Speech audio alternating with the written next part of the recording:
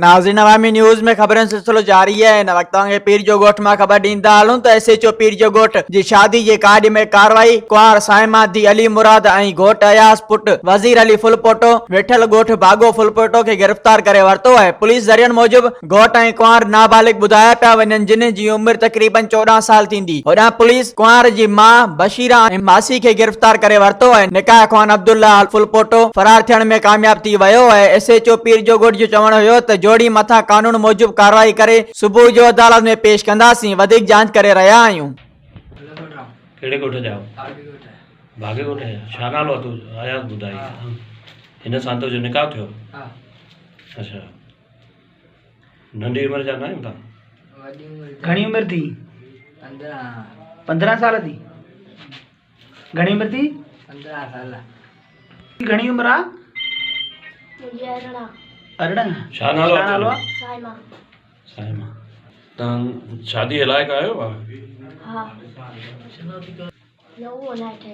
59 पढ़ियल आहियो? बाकी असां शादी रात ना कया। हाँ। निकाह कॾहिं पियो हुअ? चङा ॾींहं थिया आहिनि। असांखे त ईअं ख़बर पई त निकाह अॻु में हो, अॼु रुख़्सती आहे। न निकाह खे घणा ॾींहं थिया अथव? कागज़ सां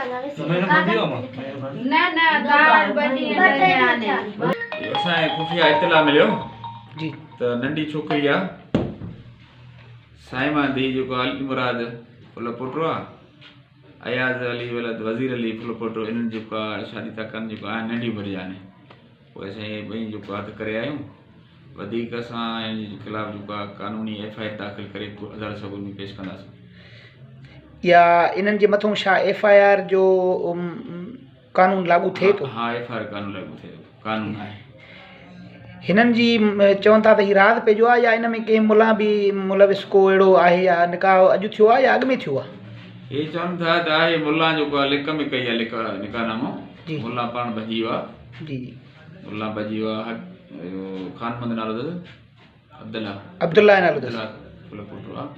मुला आहे उन जो पूरी लिक में निकाह कई हींअर भॼी वियो। इहो भला एव्स जो चक्कर आहे या का ॿियो को मसइलो आहे? एव्स जो चक्कर न अथनि, वधीक हाणे जांच कयूं था। मज़ीद खबरों और तफसीलात के लिए विजिट करें हमारी वेबसाइट www.awamiNewsHD.com।